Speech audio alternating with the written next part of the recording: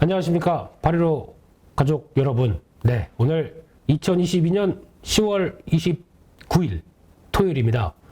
10월의 마지막이 이래 흘러가고 있습니다. 이런 어려운 또 무엇보다 한 주 고생 많이 하셨고요.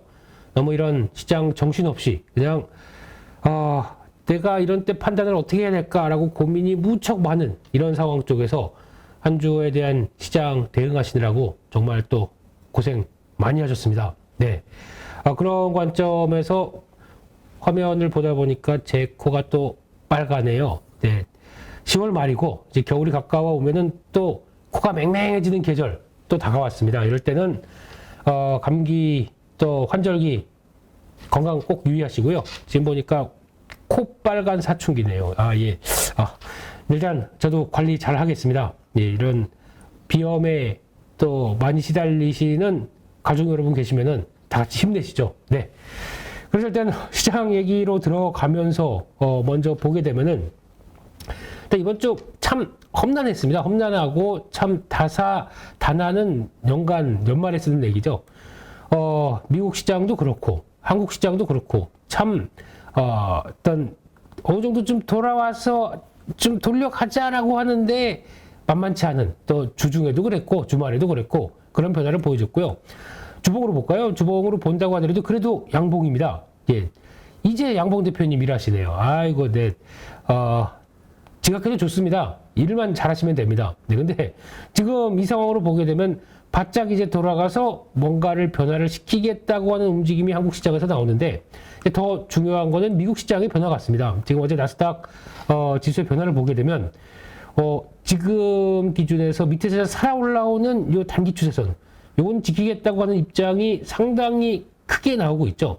여기는 우리가 급락 급등을 통해서 어느 정도 바닥을 확인했다. 요거 추세는 이어간다 라고 하는 흐름들이 어제도 뚜렷이 나타나면서 어제는 그냥 애플을 그냥 이 정도 다들 어려운 실적에서 애플 정도면 고생하셨습니다. 박수 치면 끝나는 게 아니라 매수 이러다 보니까 애플의 또 급등세가 또 나오기 시작했고 거기다가 애플이 솔직히 아주 잘했다기보다 이 정도면 괜찮다라고 하는 분위기 그리고 또 애플을 기대하는 것은 그러니까 저희가 이제 컨센서스가 있고요.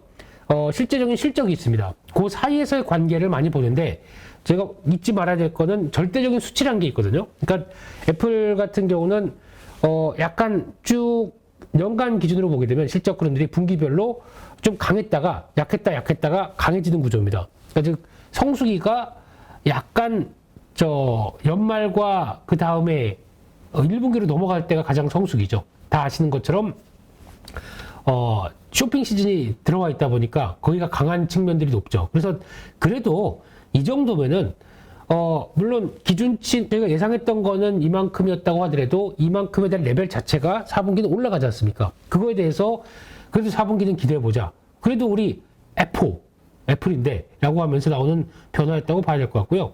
그래서 지금 나스닥 지수의 동향들도 지금 기준으로 이제 중요하게 저항으로 보이고 있는 이 상태 여기서 검은색 선에서 한번 강하게 시도했습니다.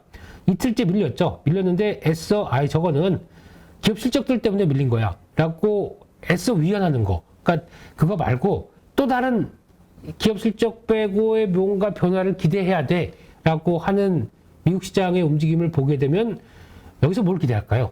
라고 봤을 때 이제 FOMC겠죠. FOMC 회의를 앞두고 지금 분위기 보니까 강하게 나갔다. 물론 이제 유럽은 갈 길을 가고 있습니다. 갈 길을 가고 있고 강하게 나가려고 했던 캐나다도 그렇다고 뭐 미국이 캐나다를 보는 건 아니겠지만 이런 좀 뉘앙스가 좀 바뀌네 라는 쪽으로 나오는데 대표적으로 그거죠.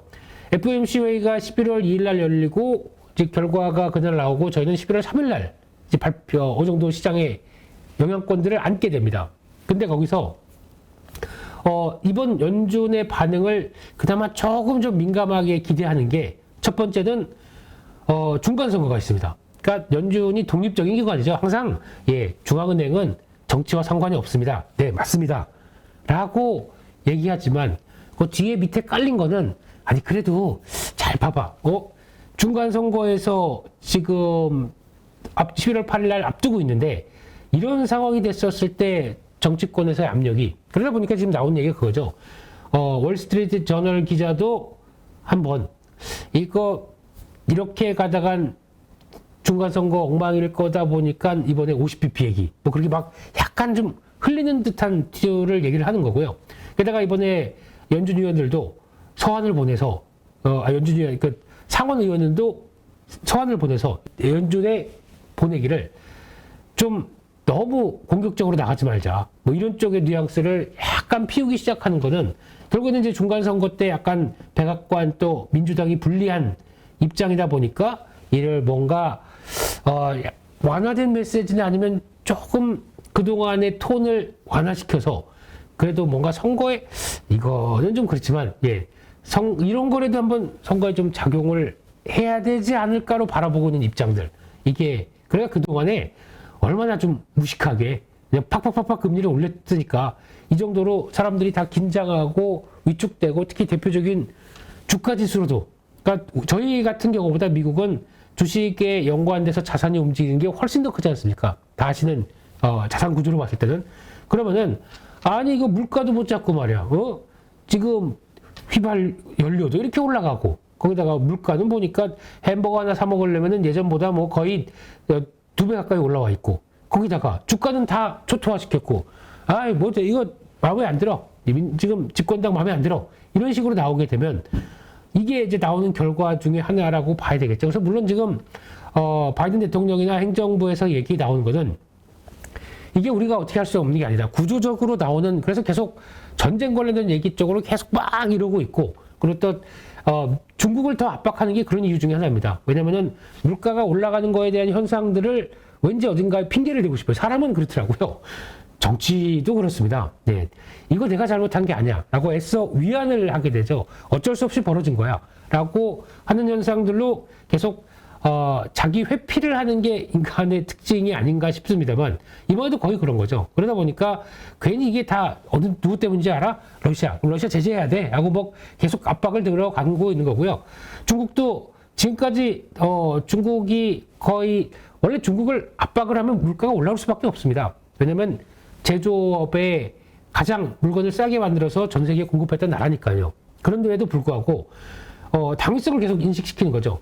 그렇게 저희가 해왔더니 지금 보세요. 중국이 이만큼 커가지고 이제 저희 미국을 위협하려고 그래요. 이거 그대로 둬야 되겠습니까? 안 되게 되면 물가가 그동안 올라가는 걸 좀 감안한다고 하더라도 중국을 계속 견제해야 됩니다. 라고 목소리를 높이고 있는 상황들이죠.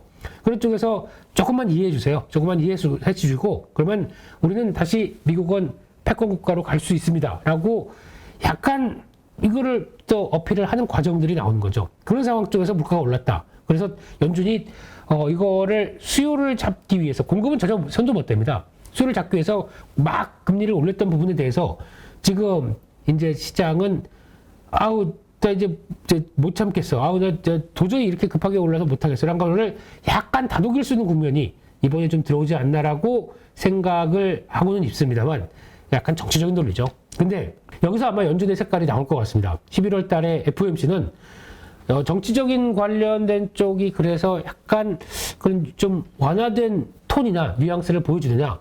아니다. 우리는 독립적인 기관이기 때문에 이렇게 높이 올라왔던 물가, 아마 11월 달도 물가 수준이 그렇게 드라마틱하게 빠지기는 좀 어려울 것 같아요. 저희가 보통 보고 있는 코어 CPI, 그러니까 즉 핵심 CPI 쪽에서 중요한 부동산 지표들은 좀 후행적으로 많이 반영합니다. 그렇기 때문에 지금 급락하고 있는 주택가격 지수와 함께 영향을 끼치게 되면 내년으로 넘어가야 되는 게 더 맞지 않나 싶은데, 어차피 하락은 하락할 겁니다. 근데 여전히 높은 수준이다 라고 하게 되면 연준에서 바라보는 입장은, 아니 하락할 징후를 보이는 거 가지고 우리가 어떤 금리 결정을 하는 게 아니라 하락한 데이터가 중요하다라고 하게 되면 이걸 가지고 본격적으로 이제 내년까지 따지겠죠. 그러면 그때 액션이 나올 가능성은 있다고 보여져도, 지금 바라보고 있는 이 심정은 연준의 입장에서 이거를 앞서 말씀드렸듯이 조금 완화된 톤으로, 그러니까 완화된 톤으로 나오기 시작한다고 하게 되면 연준은 독립기관이 아닙니다.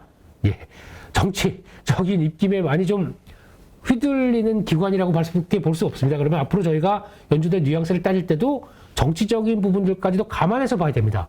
그런데 이번에 똑같이 무슨 소리? 행정부, 그러니까 지금 집권당이 그런 거와 나와 무슨 상관이 있어? 우리는 그냥 독립적인 힘으로 간다라고 하게 되면 이번도 똑같이 강화된 뉘앙스, 그리고 또 똑같이 물가만 보고 가겠다라고 해서 혹시나 또 이제 그거 있죠. 점도표를 높여가는 상향되는 기조로 나온다가 지금은 한 4.6대 정도로 평균값이 있는데 이거보다 더 높여서 한 5%대 근처까지 뭐 4.7, 4.8%대까지 점도표의 동향들을 나타내기 시작한다라고 하게 되면 시장은 다시 아이고 이거 또 금리 내리는 게 아니라 그냥 그대로 가는 길을 가는구나 라고 생각하면서 또 가슴을 치겠죠. 그런 변화에 따라서 FOMC 이후에 따른 변화들은 감지를 좀 해야 되지 않을까 생각이 되고 있고요. 그렇게 되면은 뭐 우리나라도 모르겠는데 연준이 네, 주식하는 게 그렇더라고요. 네, 그래서 패턴만 보게 되면은 지금 일단 1차로 한번 걸렸습니다. 저항선에 딱 걸렸다가 밑에서 추세 안쪽 지지받고 딱 올라오기 시작합니다. 또 지금 요 안쪽에 바싹 다가선 상황들이죠.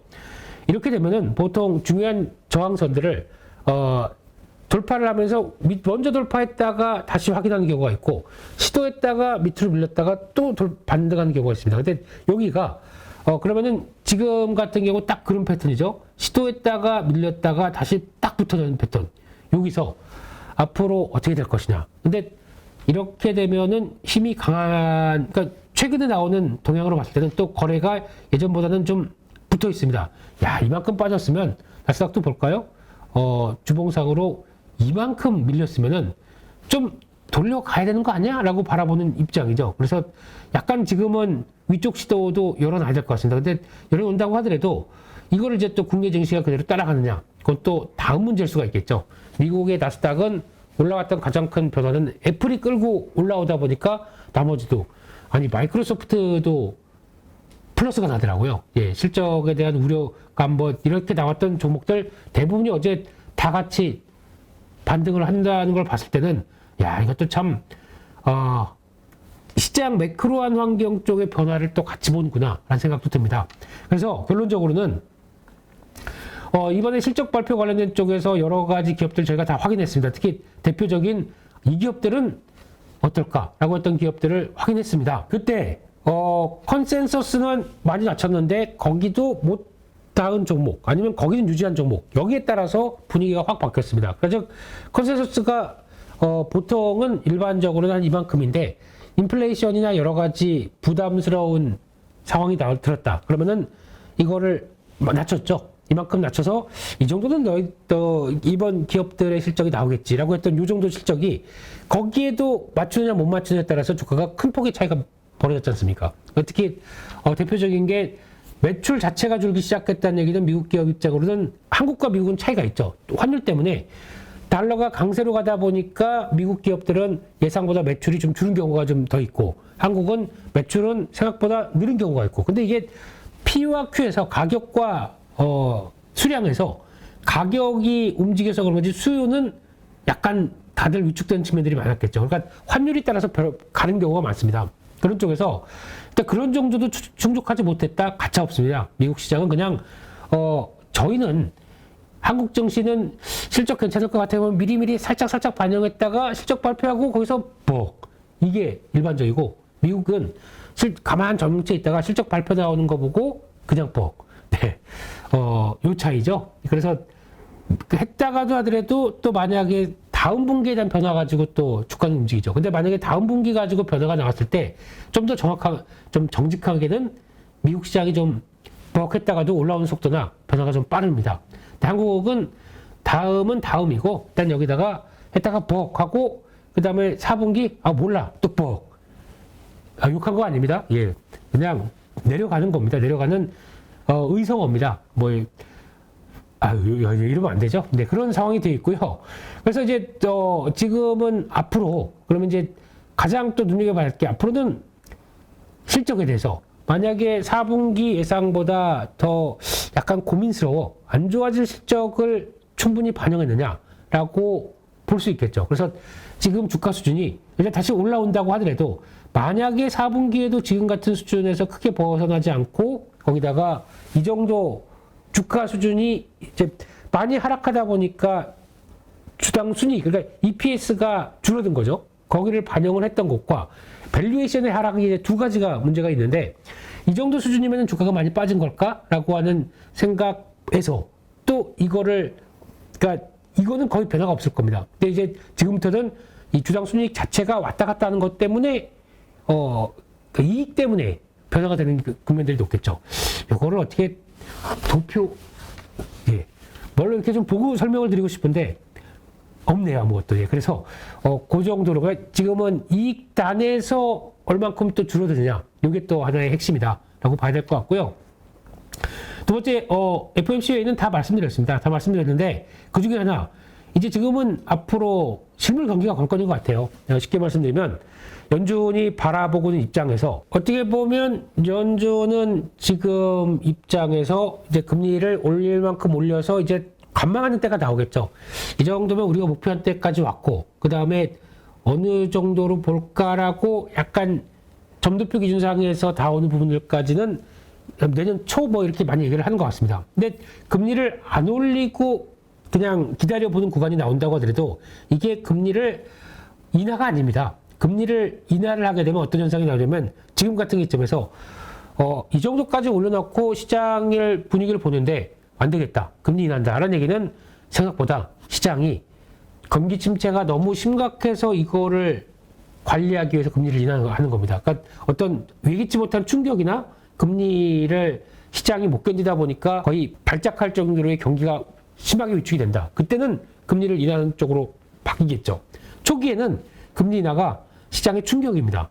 그럴 수밖에 없습니다. 그렇기 때문에 그 위축되는 강도, 그러니까 실물 경기에 대한 강도들이 그냥 저희가 보통 얘기하는 연착륙 정도로 해서 변화가 되는 흐름이면은 가장 좋겠죠. 그러면은 시장도 이만큼 금리를 올려놨고 관망하는 기간 쪽에서 적응해가는 기간들이 나오겠죠. 반대로 이게 아니라 강도가 좀 세다. 그러면은 금리 올려놓고 기다리다가 이거 안 되겠는데 금리 내려서 다시 한번 경기뿐만 아니라 실물에서 그러니까 돌아서 경기를 보는 게 아니라 돌아서 고용지표에 부담이 되는 것까지도 영향을 끼치겠죠. 그러면 이건 안 되겠다라고 하게 되면 그때 또 연준은 금리 인하를 간다. 그때는 시장에 한번 충격이 올 수가 있습니다. 그게 하나 걱정해야 될 단계고요. 그래서 금리 인상하다가 초기에 금리 인하가 나온다. 그러니까 초기 국면들은 너무 또 이것만을 호재다라고 바라보면 안 됩니다. 지금 실물을 바라보고 있는 입장이다 보니까요. 그래서 지금부터는 실물에 대한 변화, 이걸 계속 체크하는 게 더 중요하지 않나 생각이 들고 있고요. 네, 마지막으로는 최근에 그래도 시장에서 주도주라고 하고 있는 이 종목들에 대해서 살짝 더 말씀을 드려보게 되면요. 반도체 주도주가 아닌 것 같은데 지금 이틀 동안의 동향 보게 되면요. 예. SK 하이닉스, 이게 장난하는 것도 아니고, 이게 뭡니까? 이게, 주가가, 아무리 뭐, 그렇다고 해도 좋아요. 한 2주 가까이 올려놓은 거를 이틀 만에 뺀다고요? 이게 뭡니까? 이러면서, 거기다가 이걸 누가 했냐고요? 네, 물론, 외국인들도 쏟아부었지만, 미리부터 낌새 느끼고, 먼저 도망했던 건, 예. 네. 이게 한국 증시입니다. 네. 이렇게 나오고 있는 변화를 봤을 때, 일단 반도체 쪽을 보게 되면은, 반도체가 흔들리는 가장 첫 번째는 만약에 그러면은 다 흔들렸느냐? 삼성전자는 조금 더 나았어요. 그나마 분위기가 이 정도라고 하게 되면 우리는 그래도 시장 지배 1위 입장에서 시장 지배 1위 입장 쪽에서 조금 더 낫다라는 거를 보여주고 나은 것도 이러네요. 네, 그러면 올라간 것도 있느냐? 올라간 것도 이 정도다라고 하게 되면 그냥 삼성전자는 밑에서 요만큼 정도 올라온 정도. 6만 원 살짝 맛보고 좀 기분 좀 나아지셨나요? 그리고 그냥 다시 그다음에 훅 빼는 이런 상황이 펼쳐지고 있는데 이제 지금 어제 보니까 어제 가장 또 많이 올라간 종목 중에 하나가 애플도 있지만 인텔입니다. 네, 왜 이런 현상이 나왔을까요?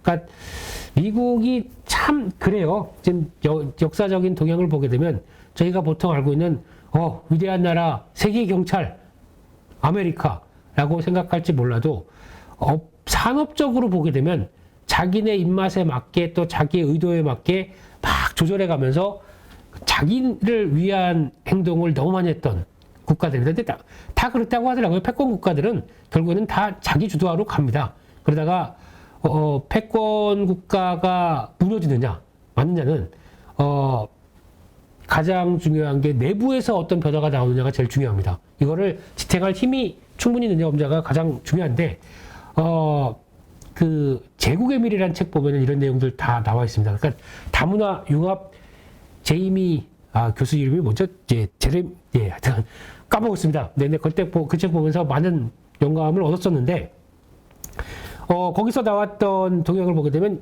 똑같죠. 과거 산업을, 일본의 반도체 산업을 죽이고, 거기다가, 그를 뭔가 대체해서 일단 일본을 죽여야 됩니다. 죽이고 자기네 산업을 끌어올리는 현상을 두 개 만들어야 되는데, 그게 그러니까 미국에 충분히 역량이 없게 되면은 일단 죽이는 데 집중을 합니다. 그래서 일본 반도체 죽이고, 거기다가 대체주 쪽으로, 한국이 살아나는 거를 그냥 도와주죠. 한국, 대만이 움직이는 거를 그냥 뭐 도와준 것도 아니고 관망합니다. 일단 큰 거 꺾었어. 그런데 지금으로 보게 되면은, 미국 입장으로 보게 되면 아시아에 대한 반도체 의존도가 너무 커졌습니다. 특히 동아시아 몇 개국들, 한국, 대만, 거기다가 일본도 많은 소부장 역할이 있으니까요. 그럼 이것 쪽이 거의 아마 메모리 반도체, 비메모리 합쳐서 거의 80% 가까이 됩니다. 그나마 다행히 장비 쪽으로는 열심히 열일해줬던 다른 나라들이 있다가, 미국도 장비 쪽 강하고, 거기다가 팹리스 쪽, 그러니까 설계 쪽도 강하고, 유럽은 또 강력한 또 ASML이라고 하는 장비나, 또 유럽 쪽에서도 장비 회사들 있고 하다 보니까 균형이 안 맞습니다. 이걸 어떻게 요리를 할까라고 지금 바라보고 있는 거죠. 그래서 만약에 보게 되면은 지금 상황 쪽에서 중국이 대만을 흡수 통일, 그들의 표현으로는 흡수 합병 아니고 통일이지만 결국에는 안 따라와 무력 가능, 이렇게 나오는 거에 대해서, 그러면 잘못하게 되면은 이 대만의 입지가 비메모리 쪽은, 시스템 반도체 쪽은 TSMC가 있고, 메모리는 아닌 것 같아도 마이크론 테크놀로지의 대부분의 공장이 다 대만에 있습니다. 그러면 마이크론 테크놀로지는 그냥 헤드쿼터만 미국에 있는 거죠. 그러다 보니까 이게 들어가게 되면 중국 입장으로는 비메모리, 메모리 다 먹는 겁니다. 니네가 아무리 미국이 견제해봐, 우리는 그냥 아예 흡수통일할 거야 라고 하게 되면 이거 싹 가져간다. 그러면 이제 어떻게 될까요? 그러면 복잡해지는 구조죠. 그러다 보니까 이걸 미리 어느 정도 선제적으로 확인한 인텔은 정부가 딱 결탁을 하고 벌써부터 인텔의 랜드 사업부 하이닉스한테 그냥 떠넘긴 거죠. 고객님 오셨습니까? 이거 좀 사가세요 하고 떠넘기고 중국하고 손절합니다. 손절을 하고 거기다가 미국에서 끌어낼 분위기.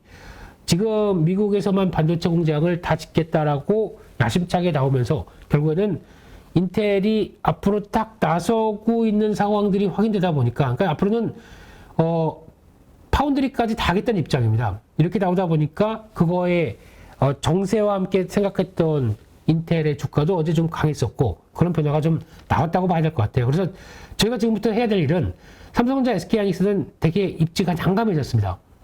국제적인 관계 쪽에서. 그러면 이거를 그래도 인텔이 못하는, 미국에서 못하는 것 중에 하나가 메모리 쪽이거든요. 그러다 보니까 메모리 쪽에서는 만약에 대만 쪽까지 다 중국으로 넘어가게 되면은 이제 한국 쪽 두 개의 회사가 남는데, 이거는 좀 키워놔야겠다라고 생각하게 되면 어떤 변화가 나오냐면, 그래서 중국을 압박하는데 다른 업체들은 다 장비 넘어가는 거 반대, 하면 안 돼 라고 했다가 SK 하이닉스, 삼성전자에는 약간 룸을 튀어놨죠. 자, 1년 정도 시간을 줄 테니까 그동안에 우리가 의도하는 거 뭔지 잘 생각해봐라. 그렇게 되고, 거기다 중국 쪽으로 들어가는 거, 거기서는 더 높은 기술력을 가는 거 하지 말고, 이 정도로 얘기하면 알아듣겠지? 그냥 우리 넓은 광활한 대지에, 돈도 좀 대준다니까 왜 우리 안 와? 와서, 거기 그냥 거의 정리 수순으로 가고, 미국에 와서 메모리 공장 좀 지어야 되는 게, 이제 이거는 약간 유인은 있습니다. 유인은 이제 반도체 지원법도 있고, 거기다가 연방정부, 주정부에서 다 들어올 지원은 있습니다. 그거 말고 지원은 있으니까, 만약에 1년 뒤에도 너희가 그냥 그렇게 생각한다. 그 다음에 뭐가 들어갈 것 같지? 협박? 이렇게 나오는 단계죠. 그러면 여기서 이제 1년 유예 끝나고 또 우리가 갈 테니까 이거 정리할 시간을 더 주세요. 그러면 오케이, 1년 더 유예. 이렇게 할 수는 있습니다. 근데 그래도 우리도 지금까지 매출해서 한 지금 한 30% 가까이는 중국 쪽에 차지하고 있는데 여기를 손절하게 되면 어떡합니까? 저희 그러면 그동안 들어간 거하고 아우 너무 힘들어요. 이렇게 하면 안 되니까 그냥 요거만 그냥 유지를 하게 해주시면 안 될까요? 라고 하게 되면 그래? 그러면 자 1년간 이거 없고 그냥 이제 앞으로 너희들도 다 통제 이렇게 나오기 시작하게 되면 그 통제를 하는 게 좀 되게 애매한 게 통제를 하고 압박을 한다는 거를 들을 수밖에 없는 저희 운명. 이거 뭐 각국이 아니죠. 속국. 네, 이런 표현은 좀 그렇고요. 결정을 한 거에 따라야 된다는 이런 상황들, 그리고 또 힘이 있다는 국가의 그대로 정책들이 우리한테도 작용한다는 것들. 그렇습니다. 예, 대한민국의 힘을 더 키워야 될 수밖에 없겠죠. 작지만 강한 나라. 네, 대한민국의 증시는 이 모양이지만, 네, 산업은 계속 키워야 되겠죠. 이런 현상이 지금 벌어지고 있는 거기 때문에 거기서 이제 삼성전자, SK하이닉스가 어떤 결정을 할 것이냐라는 부분부터 그러면 그래도 우리를 무시 못한다라고 하게 되면 해야 될 거 몇 가지 있습니다. 첫 번째, 메모리 반도체는 뭐 지금 또 이런 뭐 지정학적 관계 다 그렇다고 하더라도 결국엔 커갑니다. 결국에 이번에 삼성전자 IR에서도 밝혔듯이 다음에 한 2030년, 그러니까 즉 지금부터 약 한 8년, 7년 가게 되면은 지금 저희는 모바일 디램이라고 해서 디램을 스마트폰에 들어가서 뭐 8기가 지금 노트북보다 좋아요. 어떻게 보면은 이런 정도까지 들어가는 게 지금 또 하나의 가장 중요한 영역이지만 나중에 2030년 가게 되면 새로운 먹을거리가 창출됩니다. 그게 전장용이라고 분명히 얘기했습니다. 지금 모바일 쪽 들어가는 디램만큼 전장용도 만만치 그 정도까지 커질 겁니다라고 얘기를 합니다. 그러면은 쉽게 말씀드리면 모바일이 꺾인다고 하더라도 모바일 쪽 계속 들어갈 겁니다. 앞으로 그렇다고 10년 뒤에 스마트폰 다 쓸 거 아닙니까? 그럼 그거는 이만큼 커진 게 디램 들어가는 게 유지하고 물론 약간 꺾이겠죠. 근데 요거만큼 새로운 게 커지는 게 있습니다. 전장용이죠. 그러니까 지금은 메모리 반도체 쪽에서는 뭔가 플러스 알파가 더 커지는 거를 바라보고 있다는 입장이고 거기다가 또 더 들어오는 게 뭐 저희가 얘기하는 뭐 AI부터 자율주행은 포기하는 회사가 나오기 시작합니다. 우리 그거 모르겠고 유럽 회사들이죠. 폭스바겐도 자율주행에 대해서 상당히 회의적입니다. 아니 사람이 있는데 왜 자율주행을 해? 뭐 이런 입장 쪽에서 비용 개발 많이 들어가고 게다가 지금 쫓아가기에는 늦었다. 차라리 나중에 상용화가 잘 되면은 거기 로얄티 주고라고 하더라도 세그먼트 그 고가 라인업들 쪽에서 꼭 필요한 거는 거기다 갖다가 채용해서 쓰겠다는 입장입니다. 내가 독자적으로 개발 안 하겠다는 쪽으로 바뀌고 있습니다. 그렇다고 하더라도 그래 경쟁자가 떨어져 나갔어. 야 우리 가자라고 자율주행 쪽도 계속 커질 수밖에 없는 그러면 메모리 반도체도 당연히 커지겠죠. 라고 하는 새로운 분야가 계속 쌓이고 이쪽도 메모리가 많이 쓰네. 이쪽도 메모리가 많이 쓰네. 가장 큰 승자는 결국에는 지나고 나게 되면 삼성전자, SK하이닉스는 다 그대로 이 업황이 커지는 걸 영향을 받습니다. 그렇게 봐야 될 텐데 지금 당장은 지정학적 관계 또 치킨 게임은 아니라고 하는데 치킨 게임이죠. 삼성전자는 힘들면 니네가 힘들지 우리가 힘들어? 라고 딱 가다 보니까 마이크론 테크놀로지나 SK하이닉스가 더 많이 밀렸었고 근데 아니 SK하이닉스는 마이크론 테크놀로지가 6%도 안 하락했는데 아까 보면은 SK하이닉스는 뭐 어떻게 보면 누가 보면 시장 지위 한 5, 6인 줄 알겠어요. 이게 지금의 현상입니다. 근데 SK하이닉스를 바라볼 때 개인적으로는 지정학적 관련된 부분들이 좀 더 위축되는 부분은 있는데 만약에 업황이 살아서 반도체 업황만 가지고 따진다라고 하게 되면은 가장 큰 수혜를 보는 것도 또 SK하이닉스입니다. 그러니까 즉 쉽게 말씀드리면 저점에서 고생도 많이 하고 나중에 탄력받아서 올라갈 때도 탄력은 가장 좋고 그러니까 약간 메모리 반도체 쪽에서 한국 증시 같은 종목이죠. 네, 변동이 확 밀렸다가 올라갈 때 또 대차게 올라가고 그래서 매매 타겟은 하이닉스가 맞습니다. 근데 지금 업황이나 동향을 보게 되면은 지금이 바닥일까라고 보기는 아직은 좀 힘든 상황들이겠죠. 예. 두 번째, 결론은 반도체 쪽은 봐야 되는데, 이런 업황의 업황의 저점권에서 변동성이 무지하게 흔들린다. 이거 잘 관리하시는 게 중요하겠다. 그러면은 일단, 나 어정쩡하게만 사면 안 되겠어. 그러면은 이렇게 지켜보고 계시다가 시장이 흔들리거나 아니면 또 반도체 앞서 무슨 또 이런 지정학적 관련된 얘기가 뭐가 나온다라고 했을 때 그냥 지정학적 얘기는 어차피 업황 살아나고 수요가 커지게 되면 또 풀립니다. 지정학적 관련된 것 때문에 밀린다. 그럼 그때는 그냥 또 저점이 뭐 흔들리거나 저점을 또 이탈한다. 그때부터는 조용히 사시는 게 맞습니다. 그때부터는 또 반도체 한국 망하네 뭐 이러다가 다 어느 쪽으로 쏠리네 그래도 지금 갖고 있는 캐파는 현재적인 입장으로는 누가 손 못 댑니다. 그러면 그냥 조용히 사시면 됩니다. 그렇게 보시고 어차피 반도체 쪽에서 다음으로 나가기 위해서는 말씀드렸던 미세화, 공정 그리고 또 다음으로 나가기 위해서는 오셋도 보니까 지난 삼성전자, SK하이닉스 밀리니까 또 우르르 다 밀리더라고요. 그러면서 또 이거 얘네들도 또 다 죽어라고 하는데 과연 그럴까요? 네, 나가야 될 국면입니다. 또 EUV 이런 쪽은 극자외선 공정은 중국이 하고 싶어도 절대 못하는 쪽 하나가 이겁니다. 그러니까 중국은 과거는 미세화 공정하게 되면은 DUV라고 합니다. 이쪽에서 EUV를 못 따라올 정도의 그 정도. 그러니까 한 14나노, 아직 10나노권에 진입도 못하고 14나노 정도쯤에서 쓰는 저희 식으로 얘기하면 구식이죠. 이거 가지고 어디다 쓸래? 이거 가지고 이런 거 그러면 이 칩을 가지고 많이 해서 이 칩을 가지고 쓸 수 있는 건 한계가 있습니다. 쉽게 말씀드리면은 SMIC 같은 경우도 들어올 때 이걸 가지고 생산을 해낸다고 하더라도 중국의 그러니까 AI를 하기 위해서는 여러 가지 판단과 또 이 미세를 통해서 빠른 지배학 능력을 보여줘야 가능한 일인데 못하는 거죠, 중국은. 그래서 이것 때문에 고심을 하고 있는데 이게 이제 중국의 한계다 보면은 자꾸 우리한테 이렇게 해. 그냥 이럴 때 그냥 대만을 덜컥 먹어버리면 된다라고 생각을 할지 보니까 이런 약간 긴장 관계가 더 나오는 거겠죠. 네. 그래서 앞서 말씀드렸던 그쪽은 그렇다고 보시되 저희가 EUV 관련된 종목들 몇 개 말씀드렸습니다. 대표적으로 SN S텍 이걸 잠깐 한번 보시게 되면요. SN S텍도 흔들리죠. 당연히 흔들리고 어제 뭐 반도체 종목들 다 괜찮은 게 뭐가 있었습니까? FST 쪽도 그렇고 근데 지금 이제 약간 구별을 해야 될 게 동진세미캠도 있죠. 네, 이것도 있는 게 일단 지금 약간 소재 쪽의 움직임으로 나오는 게 동진세미캠, SNS텍이라고 하게 되면 약간 장비 성격이 FST가 좀 성격이 좀 다르죠. 근데 FST 같은 경우는 장비가 먼저 들어가야 되지 않을까요? 예, 그렇게 되면은 EUV 쪽에서 국산을 하고 ASML 가가지고 무슨 한 대에 3천억 하는 장비 거기 가가지고 거의 무릎 꿇듯이 달라고 하는 이 사정을 하는 거 보니까 짜증나는 거죠. 언제까지나 거기다 TSMC랑 경쟁하면서 TSMC도 2대, 우리 1대 이러면서 그렇게 갈 필요 없겠다. 그러면 안 되겠다. 키워야겠다라고 야심차게 키워왔던 적이 한 2년이 걸렸습니다. 근데 거의 이제 성과가 나올 때가 된다고 생각이 들어요. 제가 보기엔요. 네, 그래서 이게 내년이나 실적이 나오는 그러면 이런 장비들이 들어가기 시작하면서 이번에 P3, P4로 넘어가는 과정 쪽에서 또 은근히 준비가 들어가기 시작했다는 거. 뭐 삼성도 우리 여기 들어갑니다. 뭐 화정식, 기공식, 와 EUV 장비 들어와요 이런 거 안 합니다. 조용히 들어와서 시작해서 기업들의 실적도 거기에 반영이 되는 거죠.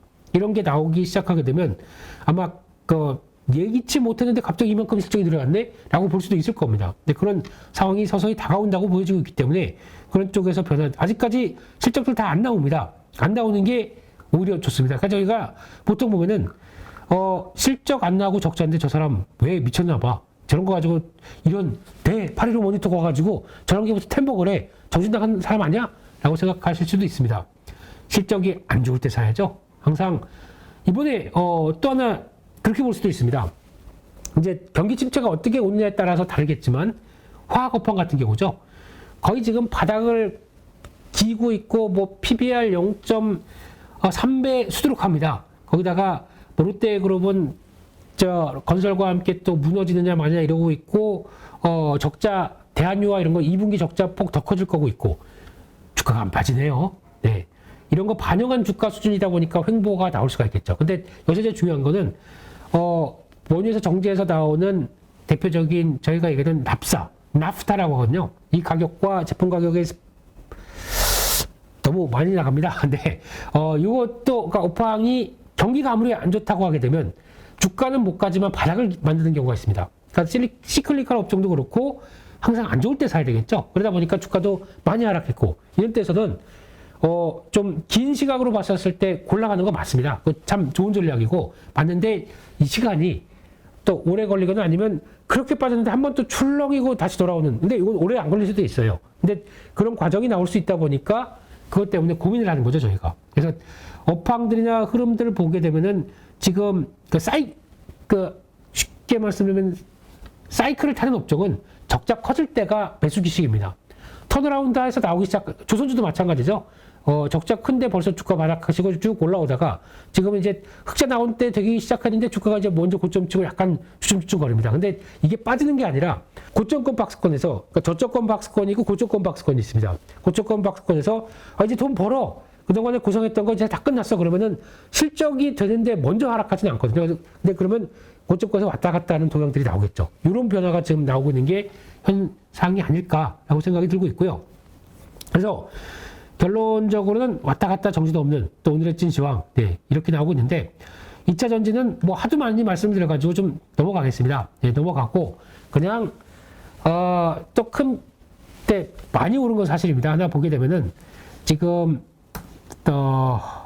LG에너지 솔루션, 네, 오른 게 상당히 많이 올랐죠. 단기적으로 지금 보면은 항상 좀 올라왔을 때의 부담감을 보여주는 가격대까지 들어왔습니다. 그러다 보니까 약간 주춤하는 거죠.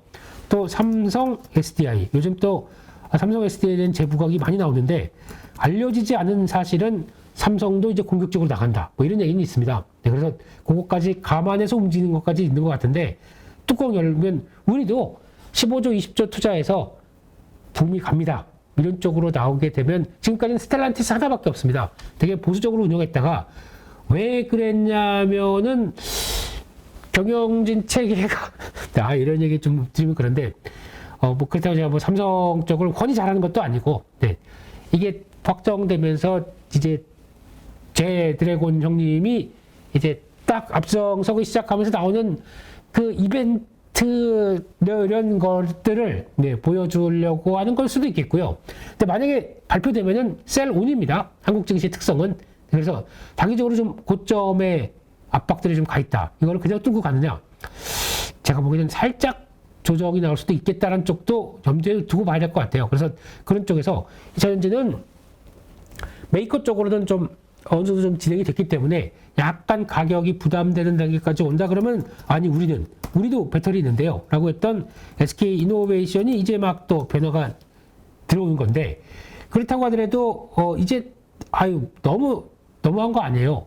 너무한 거 아니에요 형님 이러면서 들어오는 거죠. 그리고 거기다가 지금 약간 SK온이 이번에도 적자입니다. 아직 수율을 못 맞추고 있습니다.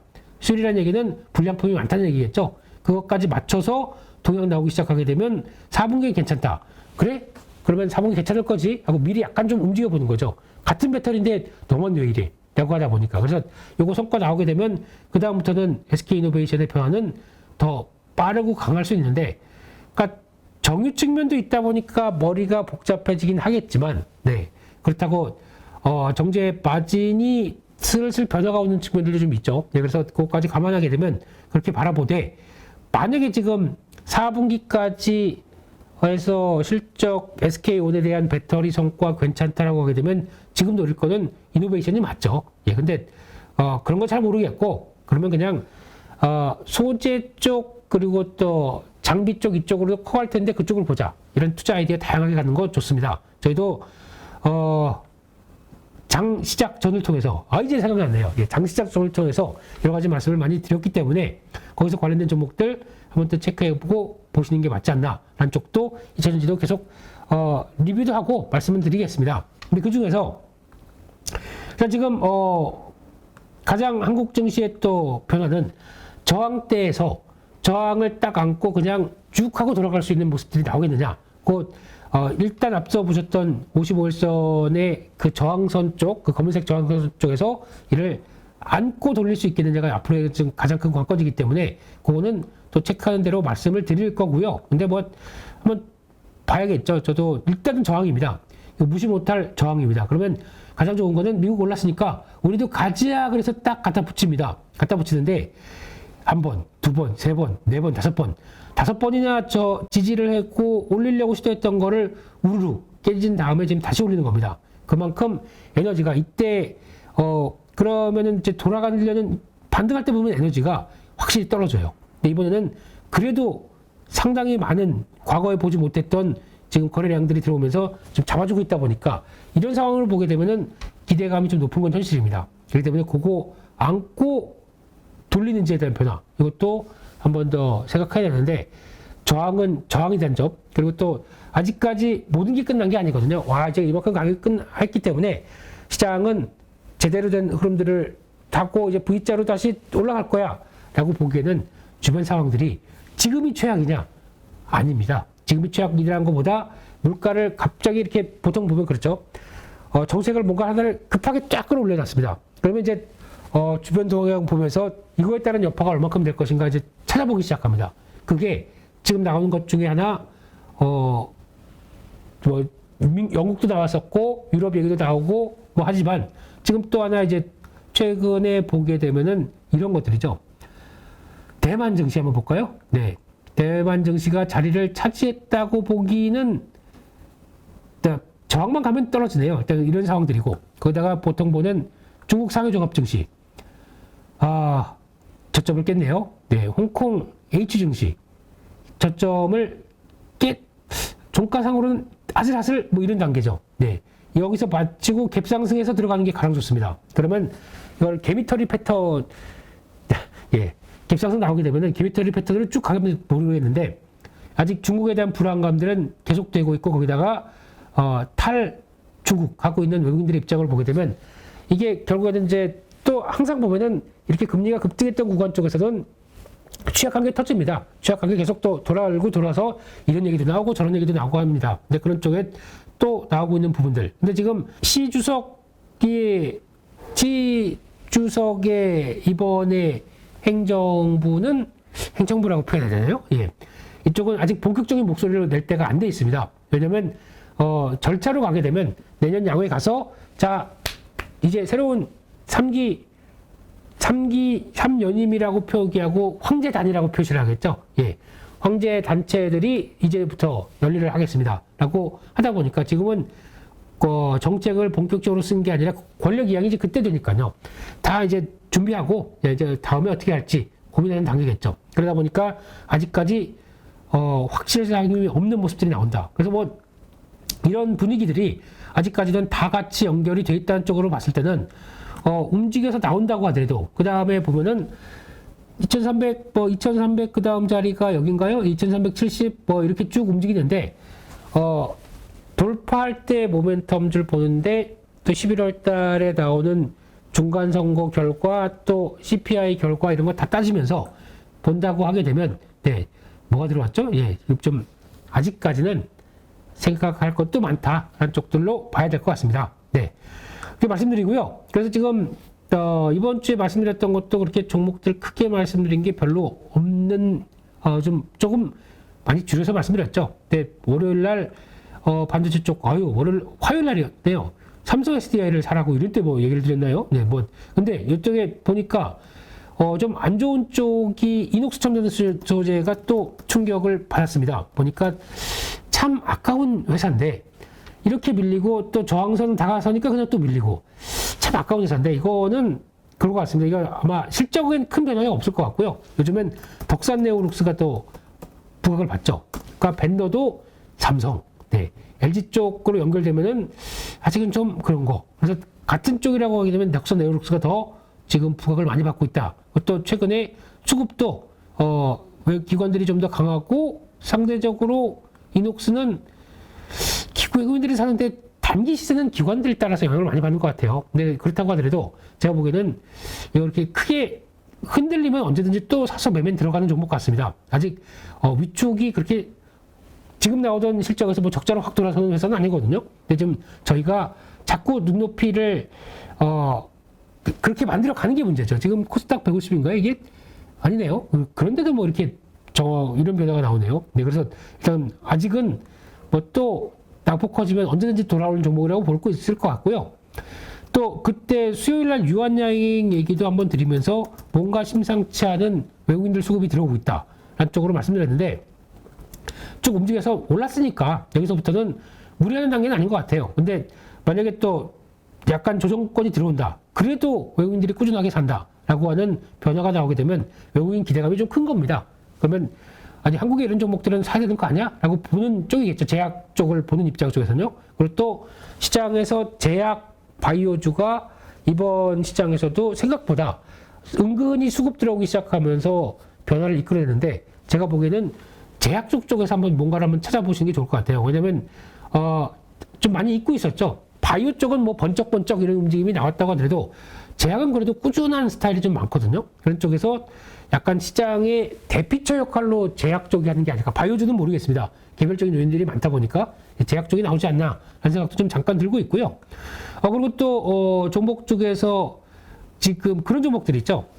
메가스터디 교육. 이거는 말씀드리고도 그냥 추세가 유지되어 있습니다. 근데 왜 그러냐면은 시즌이잖아요.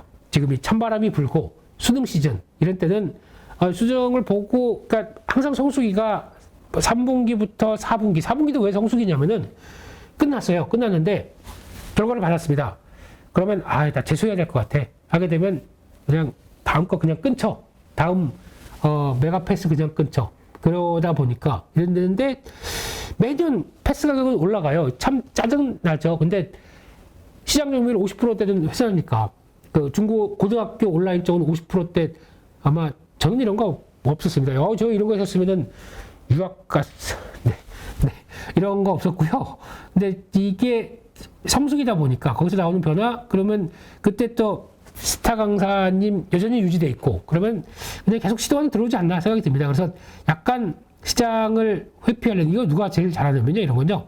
요놈들이 요분들이 잘하십니다. 네, 이런 거 가지고 그냥 딱 세워가지고 단기 스윙을 마치자 그러면서 계속 매매하면서 들어오는 경향이 많다 보니까 그런 거 한번 좀 체크하셨으면 좋겠고요. 지금은 또 불황인데 견딜 만한 업황. 불황인데 이런 거는 될 것 같지 않아? 불황인데 성장해. 불황인데 성장 2차 전지죠. 불황인데 지금 크게 꺾일 거 없어. 엔터주. 그리고 또 불황인데 혹시 좀 그래도 지출은 줄이지 않아. 이런 쪽에 나오는 것들. 담배 덮인다면서요. 네. 술은 조금 다른 것 같습니다. 술은 다른데 뭐 이런 변화들이 나오는 거. 이것도 지금 하나의 변화이기 때문에 근데 그런 걸 가지고 포트에 몰아가게 되면은 시장이 또 반등이 나오고 어떤 종목들이 강할 때 그런 쪽만 갖고 있으면 전혀 빛을 못 발합니다. 그래서 혹시나 이것도 좀 선방하지 않을까. 다른 거 막 정신없이 움직일 때 이런 거 갖고 있었더니 언제 한 10% 올랐지? 라고 할 수 있을 정도로 그 정도로 비중만 대응하시는 게 좋지 않나 싶고요. 그런 변화로 움직이는 종목들도 이제 가끔씩 툭툭 고개가 들 겁니다. 네. 그런 종목들 한번 보시고요. 네. 그리고 나머지 말씀드렸던 것들 보니까 에너지 쪽 종목들이 이제 올라오기 시작을 하는데 그쪽만 한번 잠깐 보겠습니다. 그렇게 되면은 에너지 쪽에서 지금 뭐 가장 많이 밀렸던 뭐 피팅 밸브 이런 쪽도 참 이 정도까지 내려왔나야 됐나 생각이 드는데 네, 성과 나오는 거 보면 확인이 되겠죠. 근데 어제 여기는 지킵니다. 그래서 좀 들어오는데 또 저항권이 들어오네요. 그렇다고 하더라도 지금 추세 전환에 대한 문제와 여러 가지 남아 있다고 하더라도 지금 실적 동향 보고 움직인다라고 하게 되면 이젠 좀 확인이 될 때가 나오겠죠. 예, 그렇게 되면은 기조적인 변화, 그러니까 조정을 주봉을 한번 볼까요? 여기까지 하락했습니다. 조정 받고 추세가 끝난 거냐? 이만큼 올라왔는데 한 요 정도쯤에서 추세가 올렸으면 참 좋지 않나 싶긴 한데 뭐 결국은 이렇게 들어왔다가 돌아가기 시작하고 근데 성과 보이는 거 보면은 그리고 또 앞으로 해야 될 일 생각하게 되면 그렇게 크게 부담이 되는 상황의 가격은 아닌 것 같습니다. 그래서 여전히 조금 더 지켜봐야 될 상황의 섹터 같고요. 네, 그리고 지금 또 변화 보게 되면은 나머지들 쪽으로 봤을 때 또 그런 쪽도 이쪽이죠. 현대일렉트릭 이런 거 관련된 쪽도 지금 실적 잘 나왔고 버티고 있습니다. 근데 약간 중소형이다 보니까 재룡전기 이런 것들은 좀 흔들렸다 그런 쪽인데 흔들리면은 또 자리를 맞게 되면 사야죠. 이런 추세 맞고 들어가는데 추세 쪽에서 지금 약간 무거워집니다. 그럼 혹시나 이 안쪽까지 조정이 들어온다 참을 필요가 있겠죠. 그런 것들 보면서 거래가 죽었습니다. 많이 올랐다는 것보다 관심이 없어진 거죠. 네, 그래서 안 가면 주식은 관심이 없어지면 거래도 줄죠. 근데 실적 딱 좋게 발표했다. 그 다음에 셀 온으로 갈까요? 이런 회사들이 네, 여전히 쇼티지인데 네, 이런 생각 해보게 되면 변화는 계속 또 보자 이렇게 말씀을 드리겠습니다. 그래서 종목들 관련돼서 제가 미처 말씀 못 드렸고 아니면 또 궁금한 거 그러면은 항상 저희는 살아있는 채팅창에 딱 거성은 임 대표님 별똥별 같은 존재하다가 또 지금 열심히 채팅을 하고 있을 겁니다. 이런 친구한테 응원의 박수를 보내드리면서 졸지 말고 똑바로 하시라고 말씀드리고 그렇습니다. 그래서 지금 오늘 여러 가지 얘기를 드리면서 말씀을 드렸는데 그런 것 같습니다. 지금 많이 하락해서 이제 보통 그런 거죠. 지금같이 긍정론자, 하락론자 뭐 이걸 구분해서 아주 열띤 토론을 벌인 적도 없는 것 같습니다. 근데 오늘 그러더라고요. 하락론자가 얘기하는 부분은 아니 그러니까 네가 다 물렸지 이렇게 얘기하고 있고 긍정론자가 얘기하는 부분은 아니 그렇게 비관적으로 봐서 주식을 어떻게 하나 주식은 장기적으로 가서 끌어내야 수익이 나는 건데 그렇게 짧게 쳐갔다가 큰 돈 못 벌어 라고 하는 여러 가지 시각들이 다 공존하는 게 현실입니다. 그런데 저희가 체크해야 될 거는 그런 것 같아요. 다 이유가 있겠죠. 저희 815 모니터에서도 썸네일이 어떤 건 지금부터 앞으로 급등하니까 팔지 마라, 어떤 건 급락하니까 다 일단 팔고 현금 확보해라, 여러 가지가 많을 겁니다. 저희는 어떻게 해야 될까요? 그걸 바라보고 있는 저희 심정은 다 그분들 주장이고 그분들 내용들입니다. 이거를 취합해서 맞는 걸 맞고 틀린 건 틀리고 이렇게 할 수 있는 저희가 능력이 있나요? 그럴 거면은 오세요. 저기 오셔서 저 대신 토요일 찐시황 좀 그 정도로 식견이 높으시면은 그렇게 전문가들이 하셔도 됩니다. 차라리. 근데 지금 중요한 거는 제가 보기엔 그래요. 이거를 그렇다고 주식을 다 정리하기도 그렇고 그리고 또 어느 정도 현금을 확보를 하면서 줄였다 내렸다는 과정이 왜 필요하냐면은 이런 저항이 나왔을 때 꺾이고 또 이 정도에서는 지지가 나왔을 때는 좀 비중을 늘리고 하는 이런 유연한 전략이 더 좋지 않나 싶습니다. 현금을 만약에 또 지금처럼 앞으로 폭락 오니까 주식을 다 비워라. 주식 다 비우고 있는 상황이면은 못해요. 그 다음에 시장이 변화가 났을 때 내가 안고 보고 있어야 되는데 현금을 다 갖고 있어 버리게 되면 시장에서 관심이 멀어집니다. 그러면 나 지금까지 40% 손해본 거 확정. 그리고 그래서 보고 있다 보면은 이거 저점인 것 같아서 살 것 같죠? 못 삽니다. 차라리 물려 있어야 그러니까 경험상 그렇더라고요. 차라리 물려 있어야 나중에 저점 찍고 돌아갈 때 그게 돌아가면서 움직이게 되면은 그때 현금을 더 확보를 해가지고 거기서 다시 더 불타기죠. 그럴 때는요. 확보 시장이 어느 정도 안정이 됐으니까 그게 더 점점 수익이 커지더라고요. 반대로 하락할 때는 반대겠죠. 잘못하면 물타면 계속 손해 커집니다. 그러니까 현금을 일정 비용 갖고 거기다가 추세전 쪽에서 추세 맞고 저항을 돌파해서 강해지든지 추세 맞고 들어가다가 좀 아니 돼서 또 저항선 깨진다. 더 지지선 깨진다. 현금 확보해야죠. 이러면서 손해가 더 늘어날 수도 있습니다. 하지만은 핵심은 나중에 이게 다 끝나고 시장의 안정기가 들어오게 되면은 저희는 이거를 불타기를 통해서 수익을 더 키울 수 있거든요. 그러니까 지금 저희가 보는 입장은 안정이 들어오는 게 문제지 이 안정을 들어오기 위한 과정들이 하락론자, 긍정론자 다 필요 없습니다. 이런 거 말고 그냥 저희는 취합해서 들으면 되고요. 중요한 것은 이들이 주장하는 내용들에 따라서 시장이 가는 거 이런 걸 저 사람이 맞췄어 이게 아니라 저희는 기계적으로 저항선 들어왔는데 내가 주식 비중이 좀 많습니다. 그러면은 좀 관리할 필요가 있다 라고 보고 저항선 넘어가서 더 움직입니다. 괜찮습니다. 어차피 줄인 거 나중에 이걸 그래서 지금 V자 반대로 쭉 갈 수 있는 시장인가요? 대답 안 나옵니다. 그러면은 다시 한번 또 출렁였을 때 그러면 또 이렇게 되면 그래도 이 정도는 지지권 아닐까? 그러면 또 사보고 하다가 이만큼 다 물렸다라고 생각하시면 모르겠습니다만 어차피 그러면 좋은 종목이라고 생각하셨고 이거는 끝까지 가겠다고 생각하셨던 종목이기 때문에 돌아가는 것까지 다 보셔야 되겠죠. 시간이 얼마가 걸리든 간에 그런 어떤 전략적으로 구분하시는 게 좋지 않나 라는 생각에서 또 이 얘기 저 얘기 그러면 저는 누굴까요? 하락론자일까요? 긍정론자일까요? 저는 접니다. 그런 것 왔다 갔다 하는 근데 저는 단타쟁이입니다. 그러네요. 그래서 오늘 준비한 내용들, 단타쟁이가 무슨 시황을 얘기하고, 또 무슨 국제적인 정세 관계 막 얘기하고 이렇게 하겠습니까? 그냥, 지난 약간 1시간 동안 떠든 거는 단타쟁이가 그래도 그렇게 본 거 이런 거 아니었을까라고 생각하는 정도만 참고해 주시고, 그냥 미국 시장 올랐으니까 또 주말엔 편하게 쉬시죠. 쉬시고, 또 기분 좋게 또 다음, 잘 쉬시고, 다음 주 월요일 날 장 쉬작전에서 네, 또 거성 임 대표님과 또 많은 이야기를 나눠볼 수 있겠습니다. 네. 오늘 참석해 주셔서 감사드리고요. 또 주말 잘 쉬시고 다음 주에 뵙겠습니다. 수고 많으셨습니다. 감사합니다.